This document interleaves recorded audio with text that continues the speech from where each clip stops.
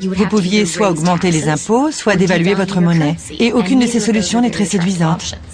Les Rothschild viennent d'inventer une troisième méthode. Un gouvernement peut contracter un emprunt auprès d'un organisme privé, comme une banque ou un particulier, en échange d'un titre promettant au prêteur de le rembourser avec des intérêts. Ce fut un moment très important dans la formation des marchés modernes des capitaux. Pourtant, même cette contribution très importante ne suffit pas à faire accepter les Rothschild par les milieux bancaires européens. Quand les financiers sont invités à accorder des prêts très lucratifs pour que la France puisse se reconstruire après la guerre, ils ne sont pas sollicités. À la fin des guerres napoléoniennes, c'est la plus riche famille d'Europe. Et pourtant, à la signature des traités de paix, les Rothschild sont tenus à l'écart. On ne leur donne pas la place d'honneur. Ils sont toujours des nouveaux venus. L'envie et le ressentiment envers les Rothschild et leur fortune s'expriment dans la presse populaire de manière encore plus directe. De nombreux dessins et caricatures ont été publiés. L'un d'eux montre par exemple Nathan Rothschild debout sur des pièces d'or. C'est le genre d'image que le public avait. Les insultes et le mépris ne font que renforcer la détermination des Rothschild. Malgré leur puissance croissante, ils doivent sans cesse faire face à l'antisémitisme.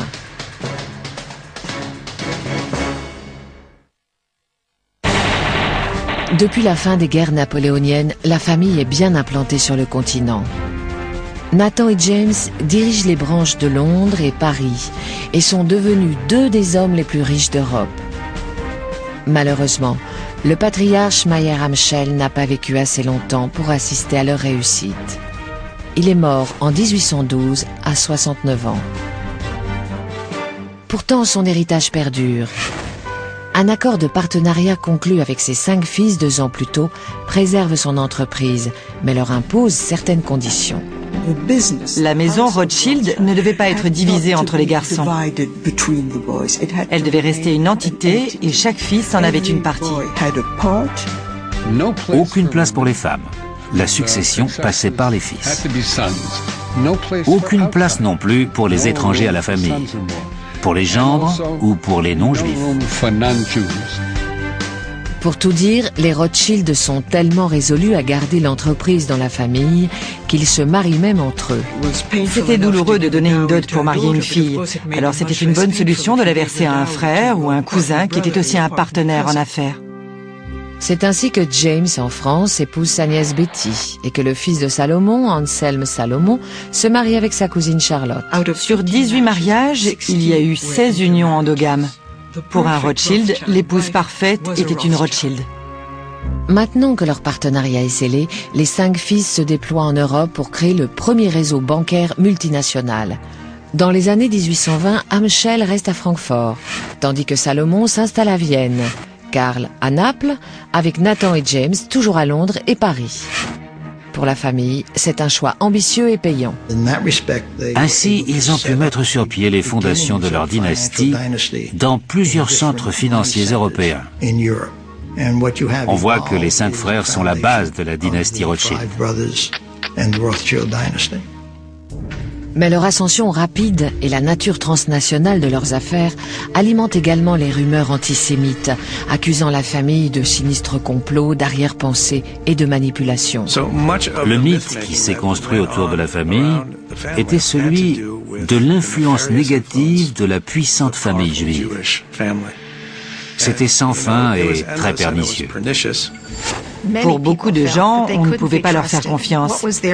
Quelles étaient leurs véritables motivations? Voulaient-ils vraiment être des citoyens français, par exemple?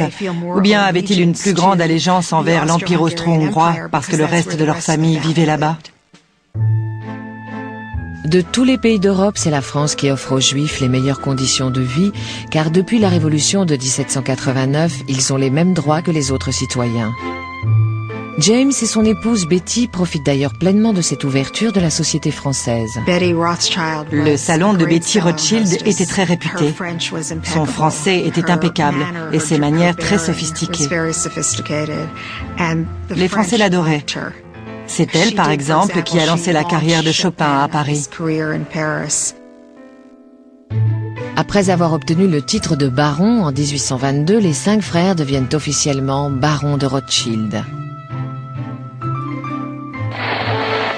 James est aidé par son amitié avec un jeune noble français, Louis-Philippe. Après la Révolution de 1830, la monarchie de Juillet porte Louis-Philippe sur le trône.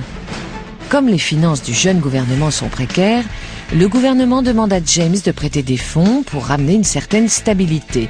Une fois encore, les Rothschild bénéficient de leurs relations en haut lieu.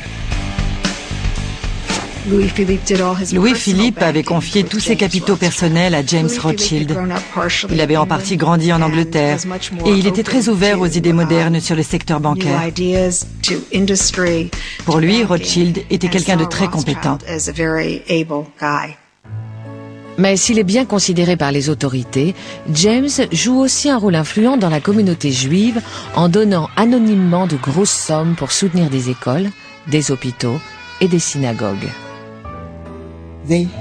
Les Rothschild aidaient la communauté juive, mais dans leur vie quotidienne, ils ne fréquentaient pas beaucoup d'autres juifs, même ceux des grandes familles bourgeoises. Ils étaient plutôt tournés vers l'aristocratie. James était en quelque sorte le roi des Juifs de France, mais c'était un souverain très distant. Dans les années 1840, James fait entrer sa famille dans l'industrie lourde car il devine le potentiel financier des nouvelles machines à vapeur. Ils se sont lancés dans la sidérurgie et l'exploitation minière. Ils travaillaient ensemble dans des mines d'étain, de mercure ou de diamants. James a construit les premiers chemins de fer de France. Son frère en a bâti en Autriche-Hongrie et plus tard, ce fut au tour de l'Amérique du Sud. Il y avait peu de secteurs où il n'intervenait pas. Mais en 1848, des barricades s'élèvent encore une fois dans les rues de la France, secouées par une nouvelle révolution. Louis-Philippe dépose les armes et James risque de perdre la protection des plus hautes instances. Mais quand le neveu de Napoléon, Louis-Napoléon Bonaparte, devient l'empereur Napoléon III en 1852, James l'assure de sa loyauté. À chaque fois qu'il y avait un revirement politique à la tête de l'État français, la seule chose qui ne bougeait pas, c'était la position prédominante du baron James. Peu importe qui était au pouvoir, Rothschild était là. En 1855, James fait construire le somptueux château de Ferrières, près de Paris. Quand il a appris que l'un de ses cousins anglais avait engagé le grand architecte Paxton pour se faire construire un manoir, il a appelé Paxton et il lui a dit « Construisez-moi une maison comme Mountmore, qui est le manoir de son cousin, mais en plus grand. » Considéré comme le plus beau château de son époque, Ferrières a de quoi loger 100 domestiques et 80 chevaux et possède un petit chemin de fer souterrain pour apporter les plats chauds jusqu'à la salle à manger. Le château impose James comme un membre éminent de l'aristocratie. Même l'empereur Napoléon III demande à y être reçu. Il a donné une immense réception en son honneur. Bien sûr, quand Napoléon est arrivé, il a planté un arbre, comme le voulait la coutume. Il y a eu un immense banquet et une grande partie de chasse à courre pendant laquelle 900 faisans ont été abattus. Ce fut l'apothéose de la vie mondaine de James. Il faut se rappeler que le baron James avait grandi dans le ghetto de Francfort et qu'un petit garçon juif devait descendre du trottoir quand il croisait un chrétien. C'est incroyable de se dire que le même homme, une fois adulte, a chassé avec un empereur. Mais la santé de James pâtit de cette vie fastueuse. Accablé par la goutte et les calculs biliaires, il meurt de la jaunisse en 1868. Il est le dernier des frères à s'éteindre, le dernier des 5 de Francfort qui se sont affranchis du ghetto pour conquérir l'Europe. La famille a fait beaucoup de chemin, mais la génération suivante des Rothschild s'attaquera au dernier bastion de pouvoir qui lui échappe encore, la politique.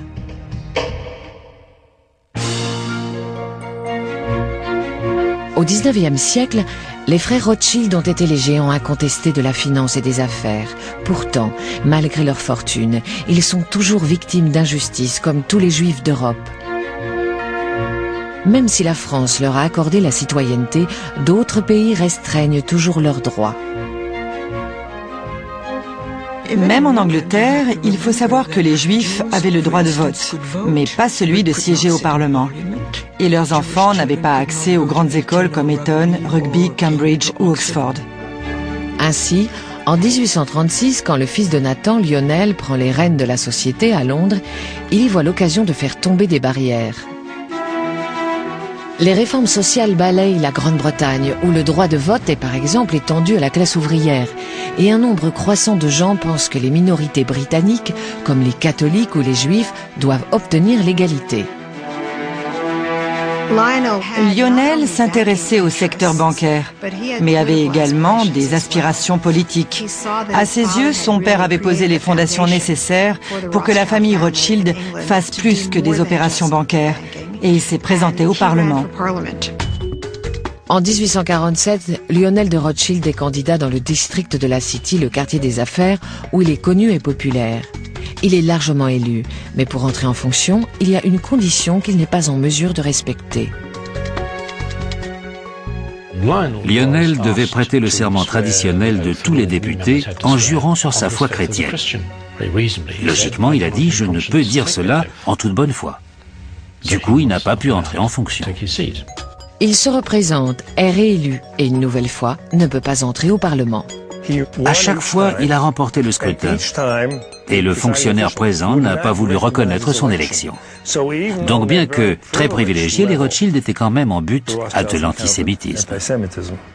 Au bout de 10 ans, un arrangement a été trouvé et Lionel a pu siéger après une prestation de serment modifiée pour l'occasion.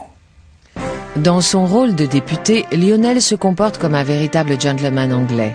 Il reçoit l'élite de la bonne société dans son château de Piccadilly et ses 3 fils, Natty, Alfred et Léopold, se font construire de magnifiques demeures à la campagne. Ils étaient si éminents dans la région qu'on la surnommait le Rothschildshire. Ils avaient fait construire des demeures fabuleuses comme Mantmore, Tring et Ascot.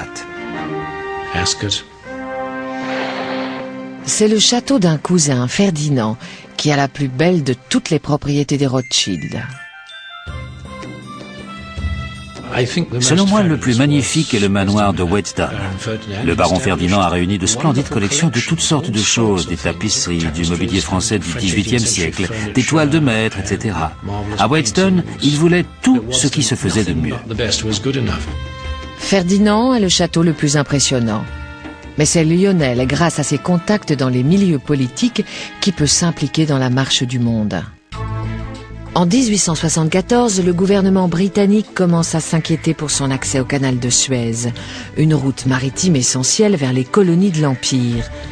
À l'époque, les propriétaires égyptiens du canal ont des difficultés financières. Quelqu'un allait devoir renflouer les Égyptiens pour éviter que le canal de Suez ne fasse faillite. Inquiet du risque d'une prise de contrôle par les Français, le Premier ministre britannique Benjamin Disraeli décide d'acheter une part importante du capital du canal, mais cela coûtera 4 millions de livres. Disraeli est allé voir la reine pour lui dire que c'était la meilleure solution pour l'Angleterre, mais qu'il ne pouvait pas garantir qu'il aurait les 4 millions, parce que le Parlement n'était pas en session. Le Premier ministre se tourne alors vers son ami Lionel de Rothschild. Lionel a dit « Laissez-moi y réfléchir ». Et le lendemain matin, il lui a renvoyé un message disant « Vous avez les 4 millions ». Ainsi, la Grande-Bretagne a pu prendre une participation majoritaire dans le canal. Et Disraeli a envoyé un célèbre télégramme à la reine avec ces mots « Vous l'avez, madame ». C'est un véritable tour de force. Maintenant, le passage par le canal de Suez est garanti pour les navires britanniques et l'Empire continue à prospérer en Inde et en Afrique. La population se réjouit et Disraeli et Lionel sont les héros de la nation. Quand Lionel succombe à une crise cardiaque en 1879, la famille décide de recentrer ses activités sur les prêts commerciaux. La maison Rothschild a atteint l'apogée de sa réussite et de sa puissance sans doute vers 1880. Ensuite, les gouvernements se sont montrés plus rationnels dans leur politique fiscale, leur code des impôts, etc. Si bien que le besoin de financement privé a non pas disparu totalement, mais considérablement diminué. Au début du XXe siècle, le monde doit faire face à de nouveaux défis sociaux et politiques.